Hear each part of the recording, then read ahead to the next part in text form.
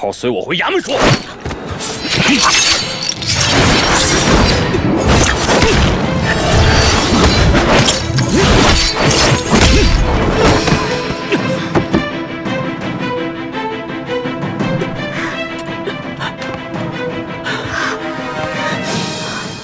把他们给我抓起来！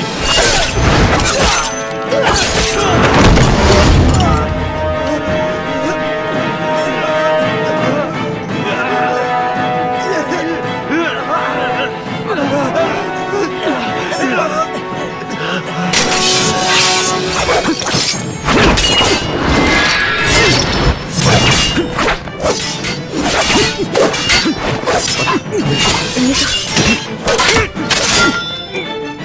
快走！你认识他？我不认识他，我们快走吧。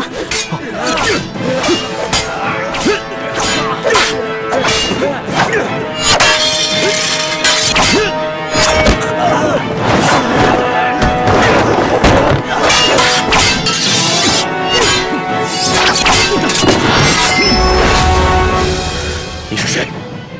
铁卫国，看在你平时清廉勤勉的份上，今天我饶你不死。不过，你还是先在床上躺1个月吧。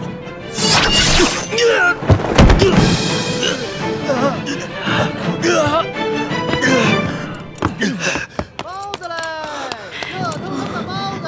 上点钱，上点大人。没有，闪开！刚出笼的包子。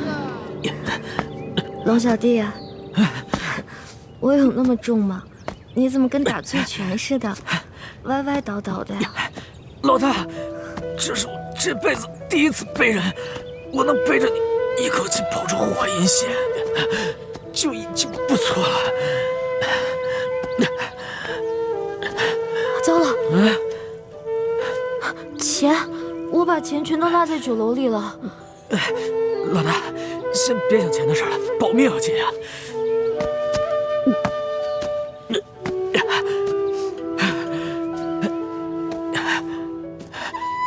龙小弟，要不然你把我放下来吧，你可是金枝玉叶，别到时候把你的龙胳膊龙腿给你压坏了。不行，铁捕头的铁手是我亲自建造的，我知道他有多厉害，你一定伤得不轻。咱们得赶紧找一个地方，老给你包扎一下。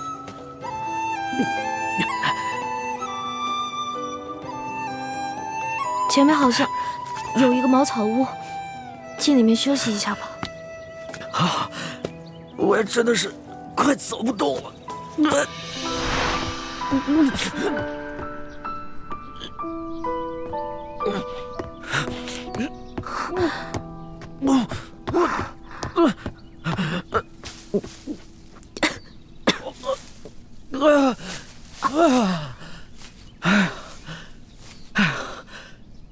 龙小弟，长这么大还没这么累过吧？那是，哎呦，哎，你怎么流那么多血啊？你让我看。大惊小怪的，没见过世面吧？没事儿，你先出去，我自己看一下。你别闹，我出去。你想占我便宜是不是？告诉你不许占我便宜啊！去，赶紧去，出去。真的？真的，快点走啊！走，快点儿！快点儿啊！快去！哎，不是，你确定你自己能行啊？我确定。去。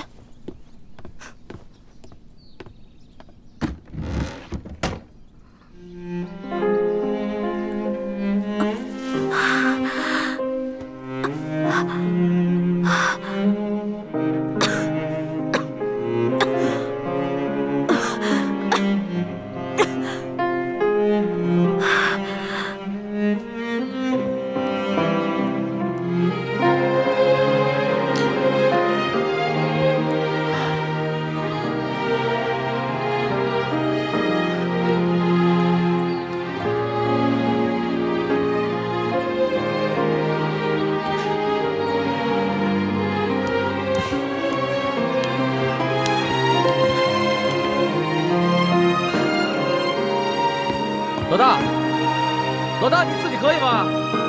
你怎么不说话呀？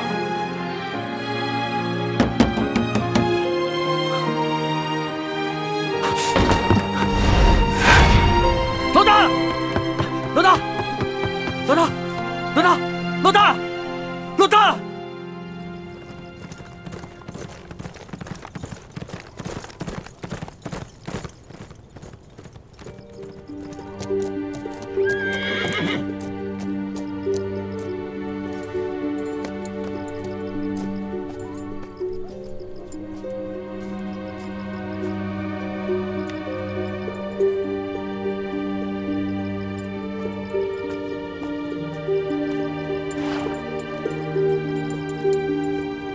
大师兄，叶师弟，你不是跟着樊师妹一起，随着吴应奇进京了？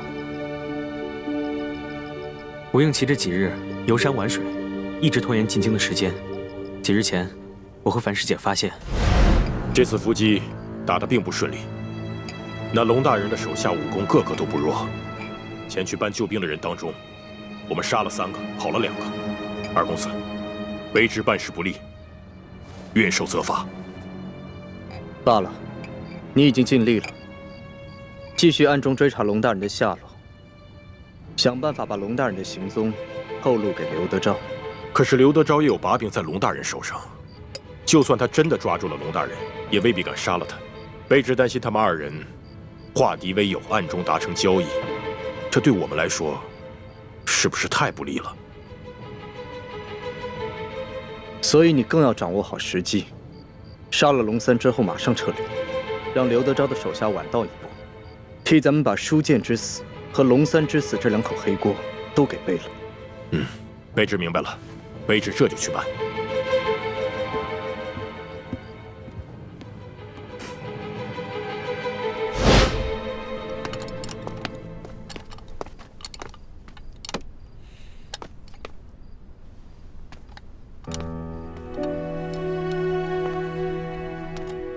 师姐，这回你看到了吧？吴应奇根本就不像我们接触的那么简单，他表面上看起来温文尔雅，实际上就这么狠毒。不，我不相信。也许他只是听命于吴三桂的安排，不得已而为之。好，就算是奉命行事，那你现在也应该可以看出来了吧？他那么有心机，根本就不像我们平时接触的那么简单。也许他跟我们一样，我们不也听从于师父的安排，去算计他吗？樊师姐，我能感觉到你对吴应奇很有好感，我不想打击你，相反，在师父的面前，我还会替你打掩护。但是我还是要提醒你，你千万……我心里有底。好，那不多说了。吴三桂已经派人去追杀康熙了，大师兄他们还蒙在鼓里，我现在必须连夜赶去给他们报信。你去吧，吴应奇这边，我就说你在山西有个旧友，去探望他，与我们在京城会合。好，那就这样。所以我就连夜赶去太原书府，想给你们报信。不料扑了个空，我就一路找到这里来了。叶师弟辛苦了。其实我早就知道，在追杀我的人当中，有吴三桂派出来的杀手。你赶紧回去吧，别让吴应奇起疑。你不用担心，吴应奇现在对樊师姐很是信任，我还是留下来，同你和雪师姐一起寻找康熙和奕欢吧。叶师弟是不放心小师妹吗？是啊，我是不放心小师妹。你和雪师姐武艺高强，不论是刘德昭派来的官兵，还是吴三桂派出的杀手，都奈何不了你们。可小师妹呢？你放心，只要有我在，小师妹不会有事。是吗？我今天在淮阴县的大街上碰到了山西第1名捕铁卫国。你的意思是，欢妹遇到了铁卫国？若是其他捕快，欢妹可以勉强应付；但如果是铁卫国，欢妹不是他的对手。打起来了吗？我当时看铁卫国带着几个捕快行色匆匆，又想起城门旁新贴出的周拿你和龙三的告示，就留了个心眼，暗中尾随。没想到，他们真的是去捉拿康熙和小师妹的。康熙和小师妹在酒楼里被人认出来了，那掌柜的暗中报了官。环妹实在是没有经验，怎么能在这个时候去酒楼这种公开的地方？大师兄倒是经验丰富啊，为什么还是没有保小师妹周全？今天若不是我及时赶到，他们就……可小师妹还是受伤了，伤得重吗？你说呢？她被铁卫国的铁手抓伤了锁骨，肯定伤得不轻。等我解决了铁卫国他们，追出酒楼，小师妹跟康熙已经不知去向了。倾城也受伤了，无法行走。我将他安顿在城外土地庙里。这样吧，你还是先照顾雪师姐吧，我会尽快找到小师妹的。你放心，小师妹现在和康熙在一起，就算我找到了他们，我也不便现身。我会第一时间通知你，让你和雪师姐赶去与他们会合。有你在他身边，我放心。兴奋，所以他一抱我，我怎么忍心推开他呀？你知道，我看到你跟康熙在雨中紧紧地抱在一起，我心里是什么滋味吗？朱哥哥，你生气了？可是不是你说的吗？让我接近康熙，顺便打探消息啊。我哪敢生你的气啊！我是搬起石头砸自己的脚。小师妹，自古帝王最无情，还是大师兄对你最痴心啊！你可千万不能被康熙的虚情假意所迷惑呀！我没有被他迷惑呀，我知道，我只是把他当成我的兄弟，当成朋友。再说了，康熙对我也很尊重，很容让的。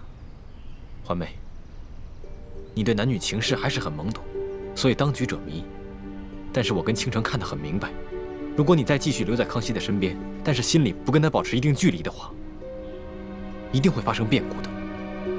小师妹，你可千万不能对康熙动心啊，不然不仅是对不起大师兄，对不起师父们，更会让你自己万劫不复啊！雪姐姐，怎么连你也这样说呀？我都快被你们冤枉死了。好了好了，不要再儿女情长了。既然大家已经决定继续留在宫中继续打探，那咱们每个人都必须以大局为重。我知道了，知道了。皇上驾到！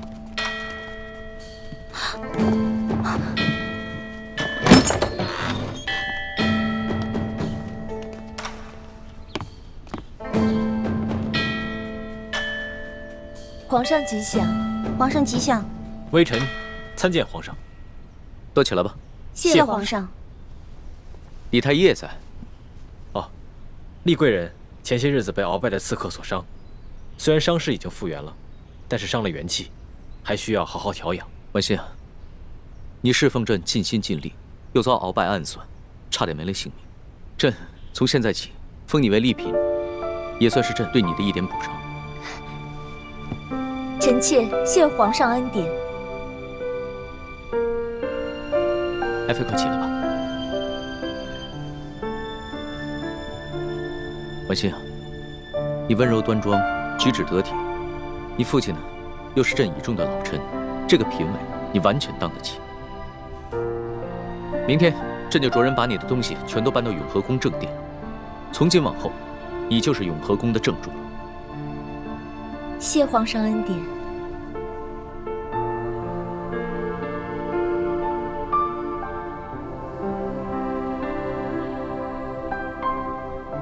婉心，身体好些了吗？已经好多了，谢谢皇上关心。那今天晚上就由你来侍寝吧。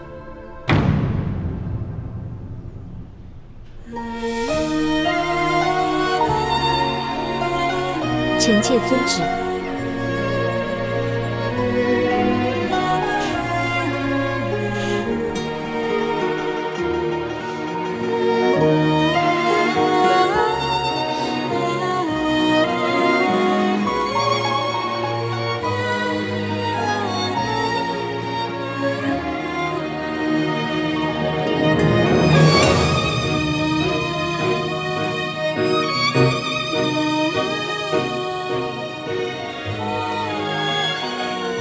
以前在明珠谷的时候，我有很多想不明白的事情，现在总算明白了。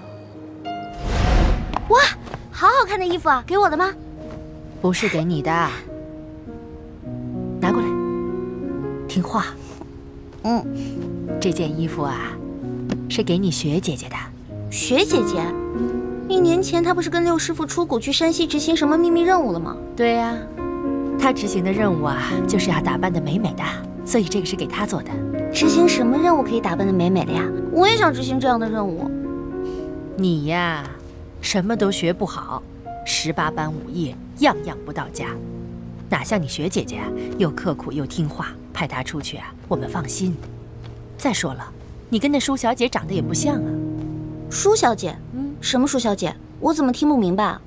这是机密，就不要问了啊。知道了。哇，这么多银子啊！四师傅，怪不得他们都说你是咱们明珠谷的财神爷呢，一回来带这么多银子。哎呀，我哪里是财神爷呀？我只不过是个管账的，这些钱呢是咱们联盟的成员辛辛苦苦挣来的。可是四师傅，咱们既然不缺钱，为什么还要省吃俭用啊？你个小鬼头啊！你瞧瞧你朱哥哥啊，他还是太子呢，平日里不也是照样带头省吃俭用吗？啊？对啊，我知道他很节俭，可这些钱够我们花了，他为什么还要那么节俭啊？哎，咱们要光复大明，光靠谷里这几个人远远不够，我们还要招兵买马，那是一大笔巨款，钱要用到刀刃上，平日里的开销啊，自然要能省则省。哇，四师傅，这金镯子好好看啊，是给我的吗？哎，别，你给我，啊，听话，哎，我跟你说啊，本来你是我们未来的太子妃，这谷里的好东西啊，要优先你和太子用。但是呢，你学姐姐啊，要出外执行特殊的任务，这些东西啊，都是特意买给她的啊。我就知道，这好任务从来不会派给我，就是你们偏心的。哎，你受得了你五师傅在你脸上动刀吗？啊，把你现在这个样子变成另外一个样子，除了各项武艺，还要练习琴棋书画、歌舞弹唱，你受得了吗？什么意思啊？在雪姐姐脸上动刀子，把她变成另外一个人了？明天等你雪姐姐回来，你自然就明白了。啊？哎，小师妹，你喜欢这个金镯子是不是？我答应你，等你过生日的时候，我一定送你一个比它还要漂亮的给你。啊，算了吧，金镯子太贵了，咱们1个月才半吊钱，哪买得起啊？你放心吧，我既然答应你了，就一定说到做到。哎，看一下嘛。好，看。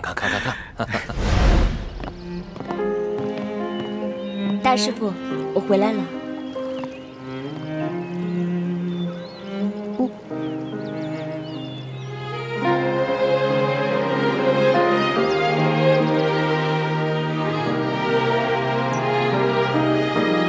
雪姐姐，你怎么跟去年走的时候不太一样了？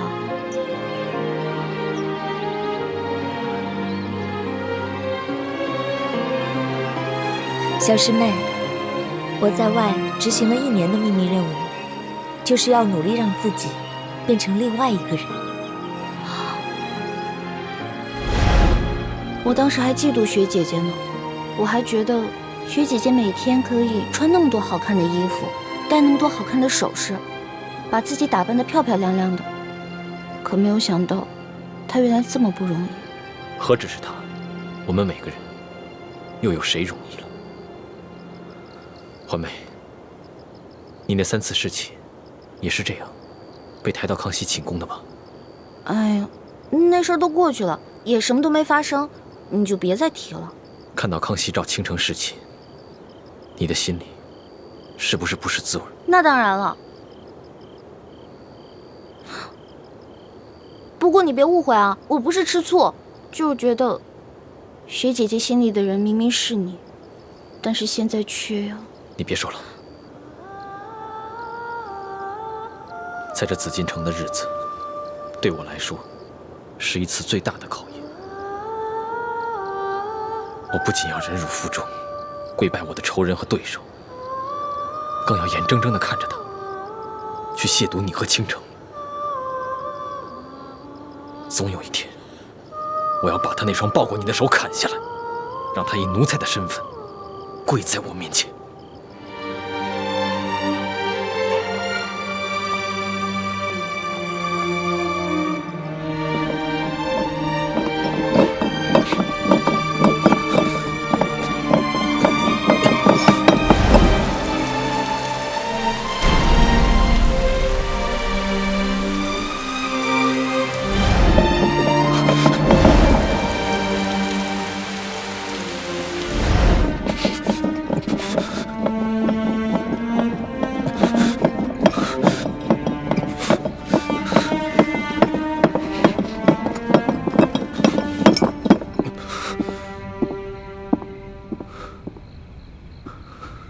六师傅，你怎么来了？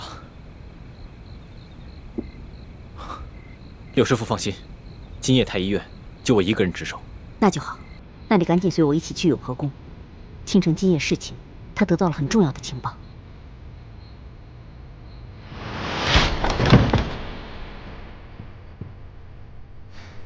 我把值夜的工人们都迷倒，药效只能维持半个时辰，我们必须要抓紧时间。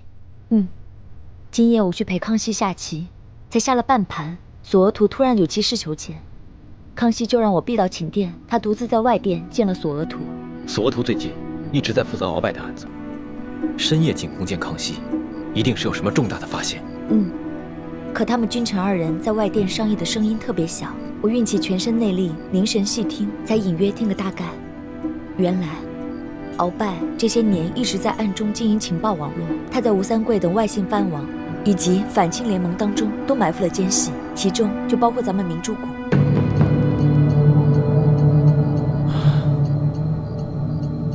我早该想到的，倾听这些权贵也不是吃素的。我们在向他们内部渗透的同时，他们也会在我们内部埋下棋子。义父赶回明珠谷清查内奸去了，可是明珠谷上下住着800多名来自全国各地的签名遗老，要想查出内奸是谁，恐非短时间内可为。还有，鳌拜为了保命，说什么也不肯把这个情报网络交出来，反而在今夜提出了谈判条件，要求康熙赦免他以前犯下的罪过，放他回府，继续由他执掌这个情报网络，并且直接由康熙负责。索额图觉得此事事关重大，所以才会连夜进宫向康熙禀报。康熙什么态度？康熙忍了鳌拜这么多年，好不容易才险中求胜，岂肯再受挟制？所以他对鳌拜的嚣张很是震怒，但他很快就冷静了下来，随后就命太监把我送回永和宫。但当我离开的时候，我看到康熙和索额图一起走了，估计是去天牢见鳌拜了。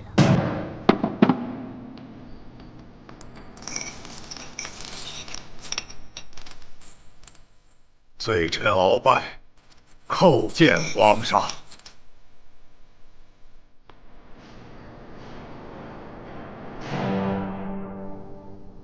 鳌拜，自朕亲政以来，你可是第一次向朕行跪拜之礼。罪臣以往对皇上不敬，罪臣罪该万死。这么说，你是想明白了？皇上，罪臣是3朝元老，罪臣不愿意看到大清亡国，不愿意看到八旗子弟再退回到山海关外去。鳌拜，你个大胆奴才，竟敢用这么恶毒的语言咒骂大清！难道没有你鳌拜，皇上带着文武百官就守不住大清江山吗？没错。哼！皇上，您瞧见了吧？鳌拜这奴才还是没有丝毫的悔过之心。鳌拜，朕看你还是继续待在这天牢里，慢慢想明白了再说吧。皇上若是连罪臣这样的3朝老臣都不肯放过的话，吴三桂、尚可喜、耿精忠那些降将们，他们心里能踏实吗？这江山虽然表面上姓爱新觉罗，其实这举国上下到底还藏着多少前明的余孽？皇上，你知道吗？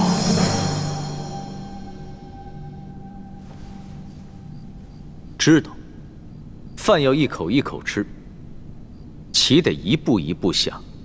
等朕收拾了你，朕自然会把那些威胁大清的敌人一个一个揪出来，然后清除掉。不，皇上，虽然罪臣威胁到了大清的皇权，可罪臣绝不是大清的敌人。正是因为罪臣不忍心看到大清亡国，罪臣冷静下来以后，这才肯放下与皇上的私怨，愿与皇上共同去对付大清真正的敌人。皇上，你既然已经烧了罪臣与朝中大臣们来往的密信，足见皇上你的度量和谋略。那皇上为何就不能再大度一些，恕了罪臣呢？万一康熙和鳌拜谈判成功，对咱们整个联盟是很大的损失啊。当务之急是必须想办法破坏他们的君臣谈判，抢在康熙之前查出鳌拜埋在咱们明珠谷的内奸，除掉这个祸患。眼下唯一能办好这件事情的只有奕欢了。我看得出来，康熙很在意小师妹，今天突然把我从贵人升为嫔，其实就是为了刺激小师妹。康熙把你升为嫔，关奕欢什么事？大师兄，你先别紧张。正是因为小师妹对男女之事很懵懂，所以康熙才会变着法儿试探她。这也说明了，小师妹对康熙只是结拜之意，没有男女之情。这下你可以放心了吧？现在事态如此危急，我也只能顾全大局了。不瞒皇上，这些年罪臣在吴三桂和反清联盟中安插了不少密探。这些密探只听命于罪臣一人，若是皇上杀了罪臣，他们就会变成聋子、瞎子。哼，鳌拜，鳌拜，朕听明白了。你虽然嘴硬，但是你还是想活。这样吧，你交出你手下的情报网，朕就饶你不死。事到如今，咱们君臣就打开天窗说亮话吧。皇上让罪臣重获自由，戴罪立功，这情报网由罪臣负责管理，否则罪臣就把这多年来建立的情报网一起带进坟墓。大胆奴才，死到临头了，还敢跟皇上提条件？你是在要挟皇上吗？不是要挟，是请求。罪臣请求皇上，为了大清，不要再两败俱伤了。罪臣已经拿出了最大的诚意，皇上是不是也该拿出点诚意来呢？鳌拜，你要是真有诚意，就应该先交出大补丸的解药。这大补丸的解药，恕罪臣不能交。那李氏兄妹二人绝非善类，若是罪臣不能活着出去，亲自查清他们李氏兄妹二人的真实身份，那罪臣就算是拼上一死，也会拉着李氏兄妹二人陪葬，算是为皇上除去这一大隐患，也算是罪臣为了皇上，为了大清国，尽最后一次忠吧。鳌拜，你是不是看到自己死到临头了，想拼着一死，除掉皇上身边两个最得力的人吧？你是想为你自己报仇吧？索图，你若是为着与我的私仇，去包庇那李氏兄妹二人，那你就是在养虎为患，你定会成为大清的罪人。鳌拜，你不用再挑拨离间了。李氏兄妹对朕到底是忠心，还是另有企图，朕自有办法验证清楚。看来皇上还是不肯相信罪臣，但皇上对李氏兄妹多少有了提防之心，那罪臣也可稍稍安心了。既然你不肯交出大补丸的解药，那朕也不必再与你谈判。皇上，你可知老夫的情报网从吴三桂、尚可喜、耿精忠3位藩王那里得到的？还有，从千名义士的秘密基地里得到的消息，到底有多可怕吗？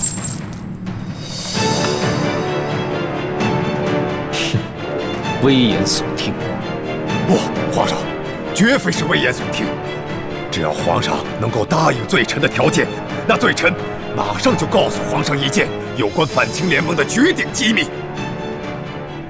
皇上，罪臣保证，这条消息绝对值得你放了罪臣的。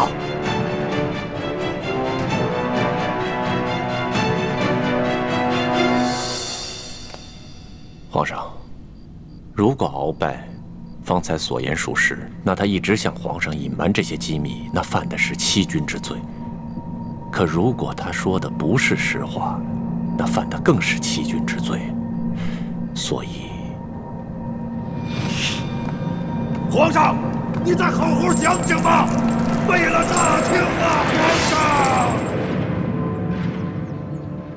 朱哥哥，所以你的意思是让我挑拨鳌拜跟康熙的关系，让他们君臣谈判失败？不，恰恰相反，我要你想办法劝康熙尽快答应鳌拜的要求，赦免鳌拜，放他回府。我没听错吧？你我来历不明，又有鳌拜从中挑拨，康熙本来就对我们没有完全信任。这个时候，若是再挑拨他跟鳌拜的君臣关系，反而会加重他对你我的疑心。鳌拜老奸巨猾，他不可能真的交出情报网络，他只会自己亲自掌控，但他一定会暗中与手下内奸联系。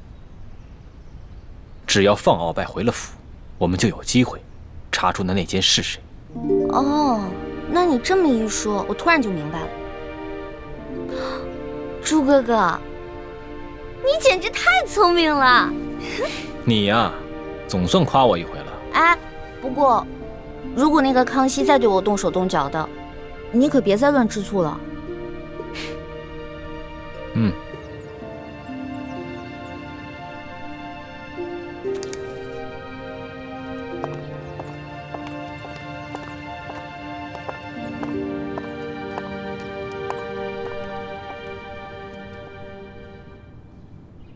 皇上吉祥。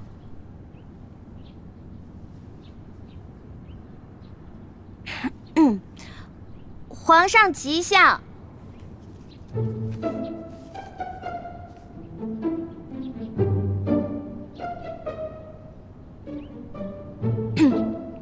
皇上吉祥。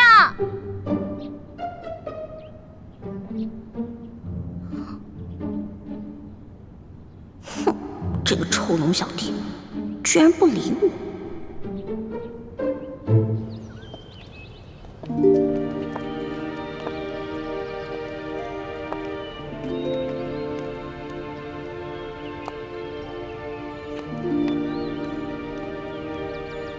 你们都下去吧，我想一个人走走。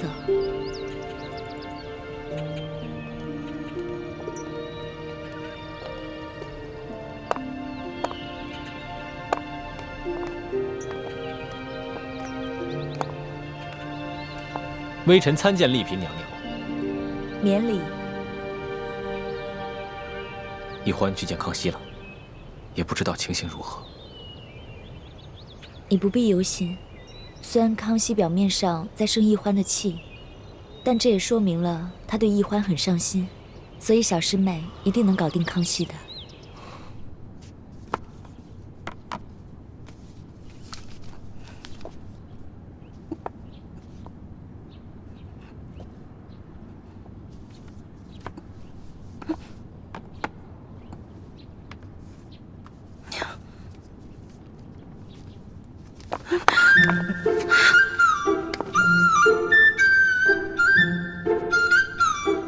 师叔姑娘，注意你的仪态，在皇上面前失仪是大罪。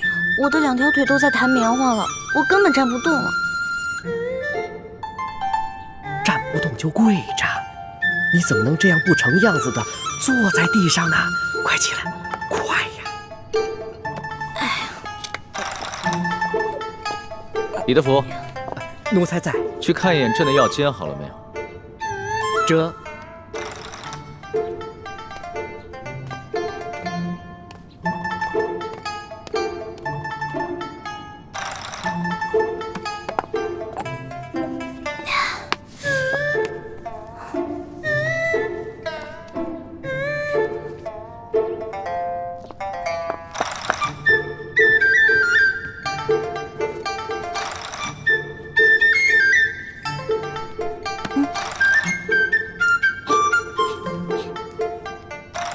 龙小弟，咱俩好有缘啊！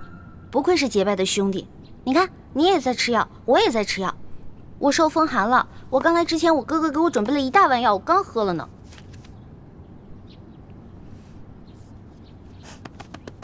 龙小弟，我知道你生我气了，你可以生我气，但是你能不能别不理我呀？嗯？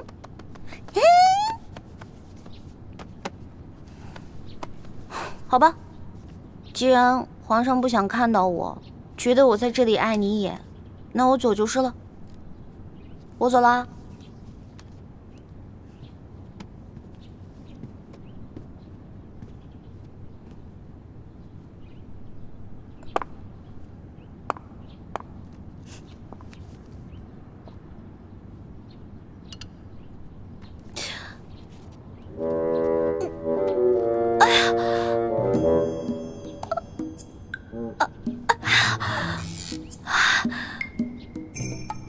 你要过来你就输，我再催动内力，逼他冷汗出来。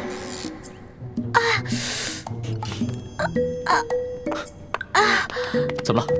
是不是大补丸的毒性发作了？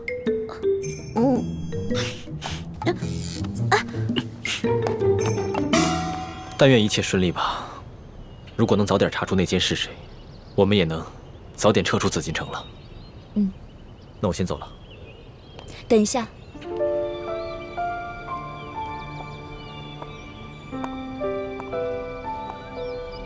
大师兄，有一件事我一直想跟你说，却又不知如何开口。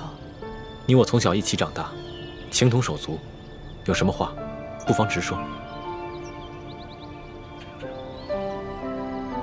你昨天亲眼看到我被送去侍寝，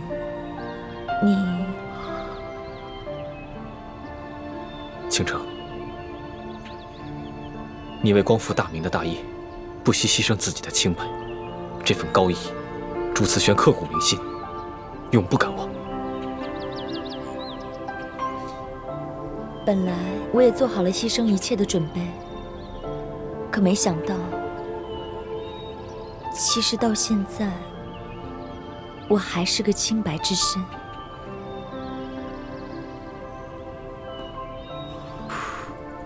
来，下面还要喝了。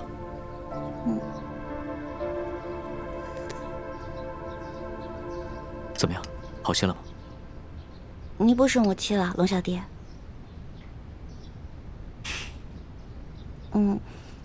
我听李公公说，你昨天又要到四今天啊？你身体本来就生病了，这么熬下去哪能吃得消啊？你不是那么讨厌朕，又排斥朕，还假惺惺的来关心朕干嘛？你笑什么？没有啊。我就是觉得龙小弟很可爱，在大臣面前威风凛凛的样子，原来也有像孩子一样赌气的时候。不过你跟我赌气啊，那你就输定了。从小到大，我爹、我师傅、我的兄弟姐妹，他们跟我赌气，没一个人能赢，都被我气得半死。所以，你还是别跟我赌气了。是啊，你这赌气的能耐是很厉害。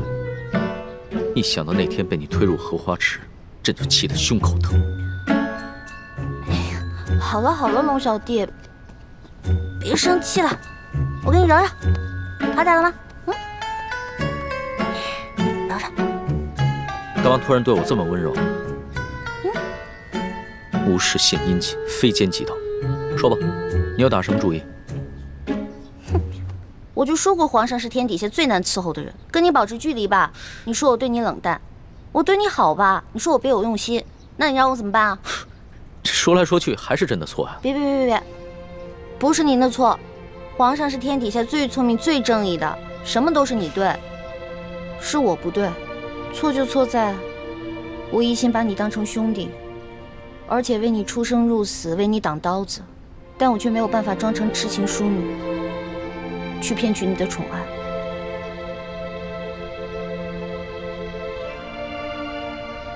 朕已经明白。你只是把朕当成兄弟罢了。君子戒之在德，朕不应该太贪心了。放心吧，以后朕不会再勉强你了。你的意思是，康熙没有碰你？嗯。难道他对你起了疑心？不是，他没有怀疑我，是因为鳌拜和吴三桂都曾选送过不少秀女入宫，意图迷惑康熙。康熙早有察觉，他担心自己沉溺于男女欢爱中，消磨志气，所以虽然他时常宣后宫嫔妃侍寝，但大都只是做做样子，实际上他全部的心思都在政事上，对男女之事并不上心。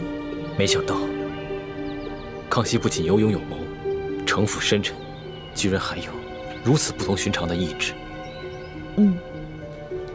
以前他一心想要扳倒鳌拜，真正掌握朝政大权。可如今，鳌拜已经下狱，还有很多棘手的事情需要善后，他根本无心接近女色，所以，他并不是真正喜欢我。康熙不是真的喜欢你，对我们光复大明来说，不是好事，但对于你来说，却是一件好事。现如今，我已经不需要再牺牲自己的清白向康熙邀宠，就算他非要我侍寝，我自有办法让他无法亲近我，是因为我早就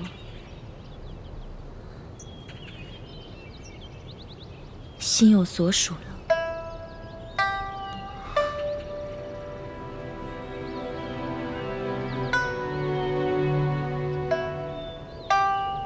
我会一直爱护好自己，不会轻易让人踩着。这里人多眼杂，我先走了，万事小心。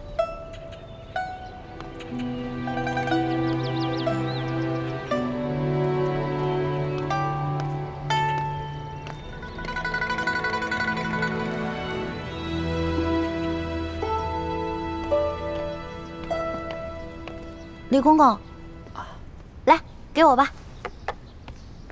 我来侍奉皇上吃药。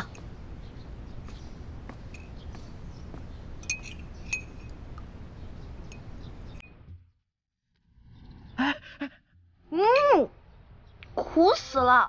哇，龙小弟，你太勇敢了！快快，趁热把这药喝了。哎，慢着，是淑姑娘，咱们奴才给皇上试药，要把那个药啊倒到另外一个碗里。你这皇上的龙碗都沾上了你的口水，你让皇上怎么喝呀？对不起啊，要不然你再重新煎一碗。不必那么麻烦了。啊！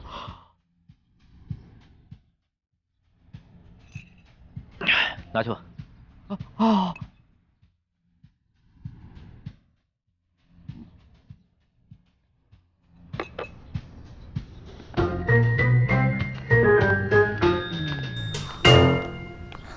龙小弟，对不起啊，我给忘了，所以没守规矩。没事儿，这又不是没吃过你的口水。你忘了，在摘星楼的时候，咱们俩偷吃御膳，那个时候你还带了山葡萄酒。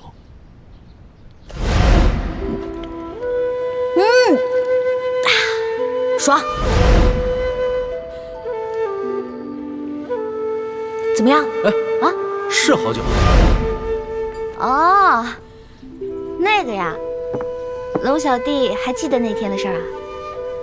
当然了，朕会永远记得。朕相信，你也都记得。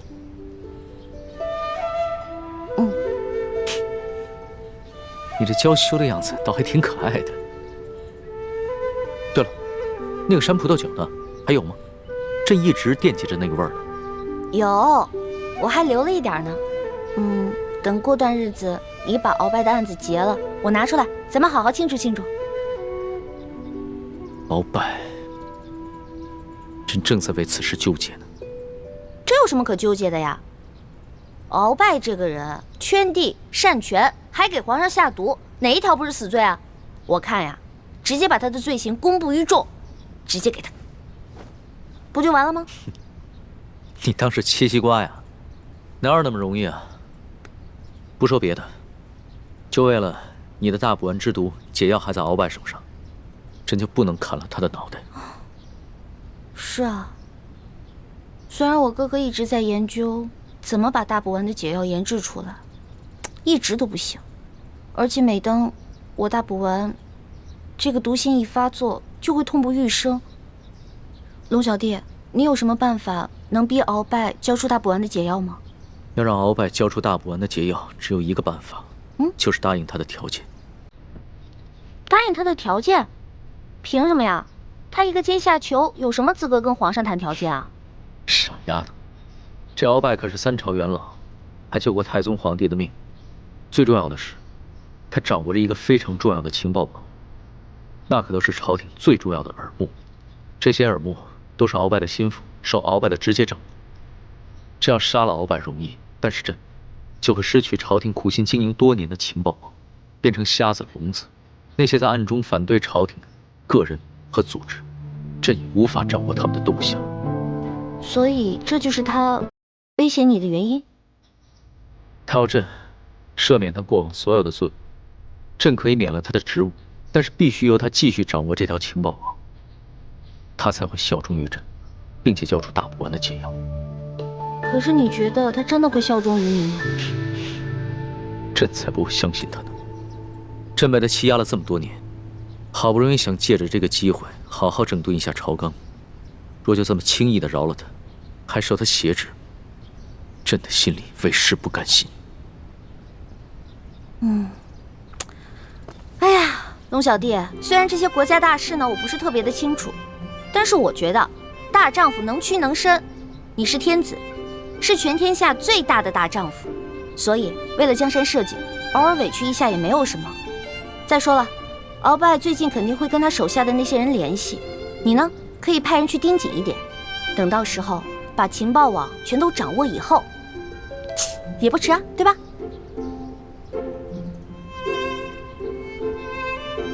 你说的对，朕是天子，是天底下最大的大丈夫。为了江山社稷，也为了朕的老大叶欢，朕就答应鳌拜的条件。龙小弟，老大永远支持你。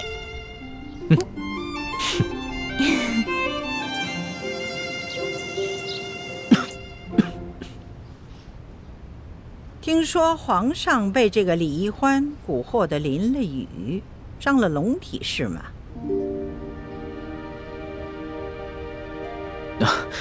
皇祖母，你别听宫里那些人乱嚼舌头。这孙儿啊，不过就是看到老天终于降下甘霖，这才一时激动，不管不顾的就冲进雨里欢庆了。此事和易欢一点关系都没有。再说了，孙儿啊，只是受了一点风寒，已经服下了一剂药，好多了。哎呀，易欢叫得那么亲呐。其实这李易欢没有进宫之前，皇上可不是这么容易冲动的。不管是天大的难事，或者是天大的喜事，皇上都不会情绪失控。皇上应该明白，龙体的安康就是朝廷的晴雨表。皇上在后宫打了几个喷嚏，那不要紧，哎，这朝廷上下就是几番波澜。皇祖母批评的是，孙儿知错了，孙儿以后再也不敢如此放纵自己了。听说你准备赦免鳌拜，放他回府？对，这鳌拜侍奉我大清王朝3代君王，他的性子，想必皇祖母也是一清二楚。若是硬拼到底的话，最后只会两败俱伤。所以孙儿就答应了他的条件，放他回府。只要他还和他手底下的情报网有所联系，那孙儿就能找到机会。皇上之所以肯赦免鳌拜，不仅仅是出于公心吧？听说这李易欢是中了鳌拜下的毒，这解药是一直没有找到。皇上，你可心里着急啊？皇祖母，这易欢是为了孙儿才中的毒，孙儿自然也想公私兼顾。但是皇祖母请放心，孙儿绝对不敢沉溺于女色。对于这个易欢啊，孙儿不过就是觉得他活泼可爱，又会一些这后宫中人都不会的小技艺。最重要的是，他能够逗皇祖母开怀一笑。皇上，你喜欢他，不必拿哀家说话。皇帝嘛，这身边有几个逗你开心的女人，这也没什么不好的。只不过是你要记住啊，这古人说得好啊，情深不寿啊。当年你的皇爷爷、皇阿玛，那都是不顾江山社稷呀。多少年来，哀家每每想起来，会为他们惋惜、痛心呐。皇宗母，请放心，江山美人，孰轻孰重，孙儿心里有数。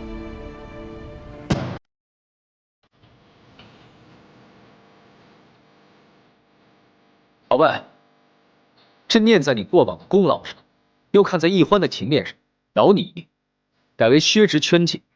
从今以后，没有朕的旨意，你不得离府半步。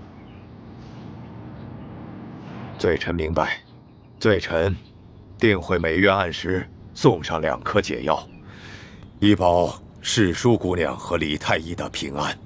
这情报网虽然现在继续由你掌管，但你要是收到了什么重要的情报，必须第一时间向朕禀报。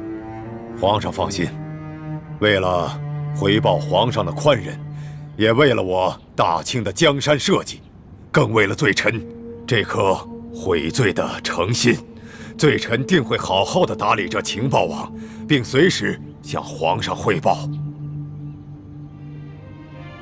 鳌拜，你说你在吴三桂、耿精忠、尚可喜以及反清联盟中都安插了眼线，这么多年，你可搜集到什么重要的情报？皇上，可否先让无关人等回避？你们先退下吧。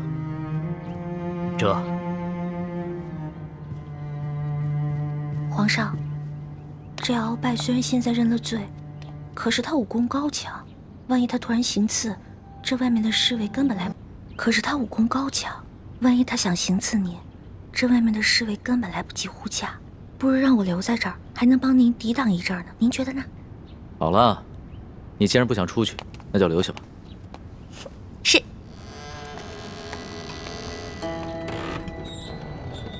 皇上，行了。叶欢是皇宫里边朕最信任之人，也是朕最心爱之人，你但说无妨。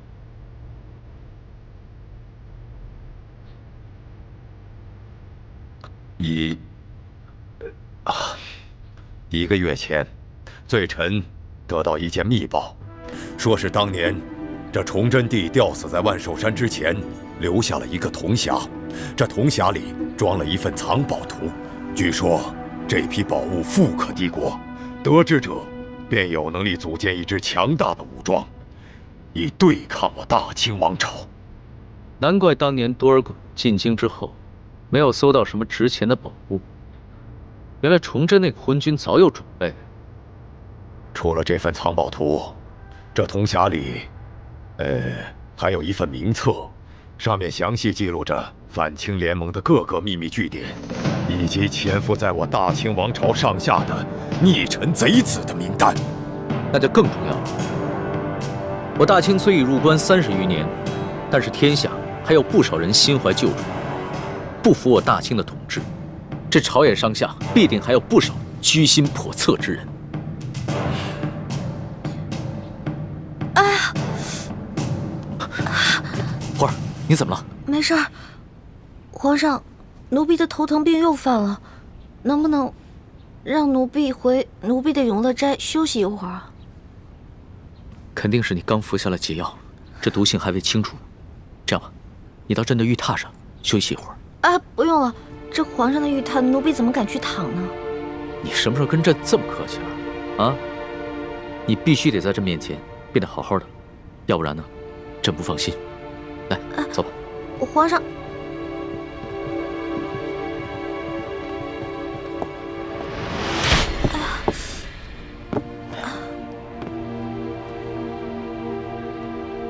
你好好休息一下。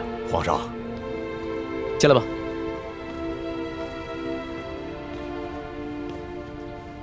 那个铜匣现在在何处啊？回皇上，当年多尔衮得到了这个铜匣，却未解其意，所以把这铜匣连同其他物品一起收入到了国库。3个月以前，罪臣得知了这铜匣的秘密，并到内务府找回了这个铜匣，拿到了府上。这么重要的东西，你居然不禀报朕，私自拿回了府上？罪臣该死。不过，皇上已经派人查抄了罪臣的府邸，想必那铜匣现在已经送回到大内的宝库了。来人，奴才在。传索额图，便让他把查查敖府的所有账目一起带上来。这……天哪，这可怎么办啊？我必须赶在索额图来之前赶回永乐斋，把铜匣给藏起来。皇上，奴婢这不是余毒未罄，而是奴婢的头疼旧疾又发作了。能不能让奴婢回永乐斋，让奴婢的哥哥给奴婢治下病啊？你都疼成这样了，还怎么回永乐斋啊？朕现在马上就传你哥哥过来。皇上，不用了。奴婢如果在这儿治病的话，恐怕会影响皇上处理政务的。没事儿，这索额图住在宫外，过来还要一段时间呢。朕先选你哥哥，让你哥哥过来给你看病。你要是不在朕面前变得好好的话，朕这个心里啊，放不下。来人，传李太医。龙小弟啊，你干嘛对我这么好啊？你这不是急死我了吗？等朱哥哥来了，我暗示他赶在索额图前面去把铜匣藏起来。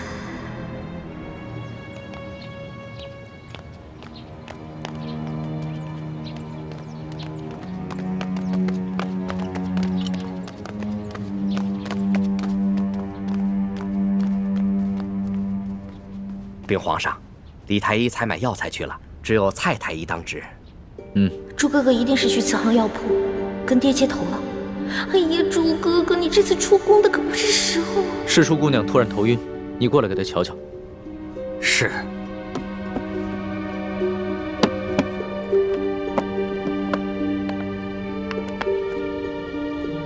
待微臣给世淑姑娘扎上几针，先止住头疼再说。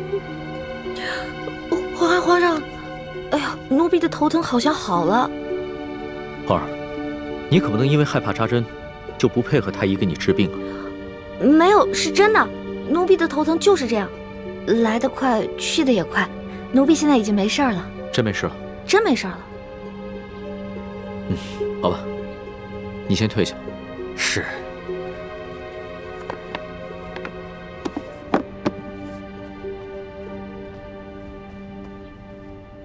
现在怎么办呀？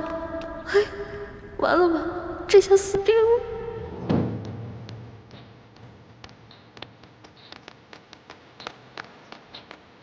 索大人，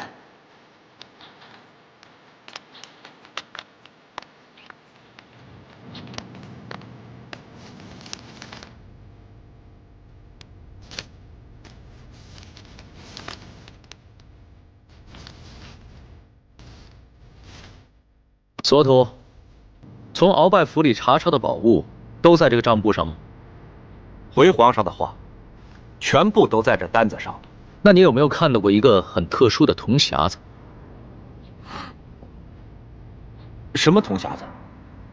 奴才没有见过。大胆索额图，朕让你查抄鳌府，你就借机中饱私囊。若是平常的宝物也就罢了，朕就不跟你计较了。但是这个铜匣关乎到我大清的国运，到现在你还不肯交出来，你有多少脑袋让朕砍呢？皇上，奴才对您不敢有所隐瞒呐。奴才这次查抄鳌拜府，确实是小捞了一笔，可都是些普通不过的金银珠宝啊。奴才实在是没见过什么铜匣子。哦，对了，皇上，那天查抄鳌拜府，世淑姑娘她也去了。皇上，奴婢全招了。奴婢是顺了好多金银财宝，可是那是索大人说的呀。索大人说那是皇上您默认了的。索额图不敢撒谎，那这个铜匣一定是被你顺走了吧？皇上，你也知道，奴婢就是个糊涂虫。那天顺了那么多东西，高兴的都忘记东南西北了，哪儿还记得有没有什么铜匣呀？那铜匣是不是在永乐斋啊？如果是被我顺走的话，当然是放在皇上赐我的永乐斋啊。好，那朕就亲自去跟你看一看。对了，这件事情不许让任何人知道，尤其是太皇太后。你们二人听明白了吗？这。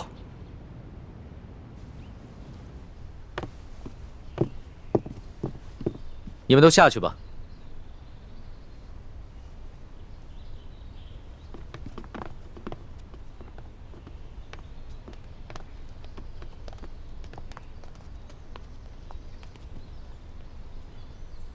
老大，你把东西放哪儿了？我怕你给我派过来的太监宫女手脚不干净，所以我就把那些都藏在床底下了。不过你是皇上，你肯定不能跟我一起钻床底吧？还是奴婢去吧。哎，你个笨丫头，朕是不能跟你一起钻床底，但是朕可以跟你一起把这个床挪开，对吧？您说的对。老大，这个铜匣还真在这儿呢。